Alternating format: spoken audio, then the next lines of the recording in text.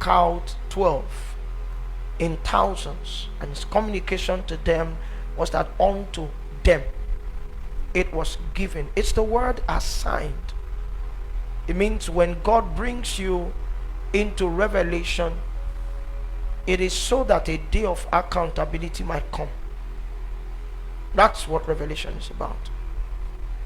So I know it's been a week of revelation from Apostle Victor to Dr. David Agboola to Pastor Momo to Papa himself, the Apostle Arome, to Apostle Gideon Oduma, and then those who took charges, Bishop John C.W., and every other person who had the privilege to share. To whom much is given, it means there are two weights of responsibility that come to the person who has been gifted by God. One, you are liable because he has given to you. Two, you are more liable if more was given to you. So it means we are doubly liable because we have received and because more has been given to us. My cry to the Lord is that we will understand what heaven is doing, and we will align with what heaven is doing. Okay, I needed to abruptly address all the introductions that were going on. I was sharing with Apostle Gabriel this afternoon, and I was saying to him, I really don't understand the concept of congratulating someone who was gifted responsibility. We can't be fake now. One of those nights I was not in the meeting, I think it was Friday night. I spent the whole of that time before the Lord. Nobody predicted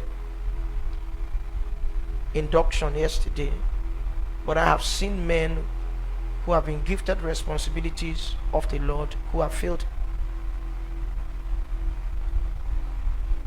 It was in Christ that the office of the prophet was created, but now we have fake prophets and we have false prophets. It was in Christ that the office of the apostle was carried out. We had fake prophets, fake apostles, and we have false apostles. Even though it looks as if the prophetic dimension is the most hit when it comes to vocalizing error.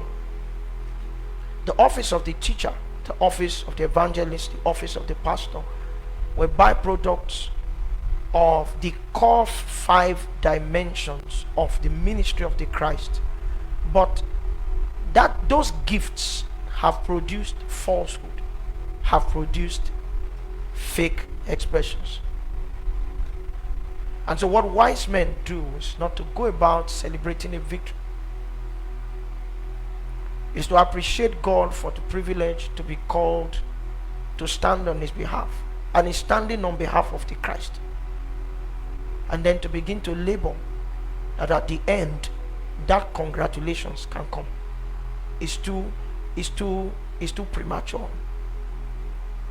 It's like trying to congratulate someone who gained admission to the university. He may not graduate. I've also found out in the last few days that sometimes it would have been better if God did not bring you into an office. Some people's undoings, some people became enemies of the Christ because a gate of response opened to them. And I don't want to run that way. So it was a gift I received of the Lord in tears, because I know now that heaven has brought me to a place of stewardship where so much as trust has been committed to me. I cannot fail now. HWCN, there's something I've shared with a couple of you. There's something we are losing fast, and I need to address it. We are losing our separateness. We are losing our separateness. Corruption has not hit us full blast, but there is a progression in blending, so that what we could do many years ago to be able to say you are from HWC is no longer showing. I would rather get to heaven and find out that I was too hard in consecration, and Jesus who said you didn't need to be that hard. If you stayed on this line, you still have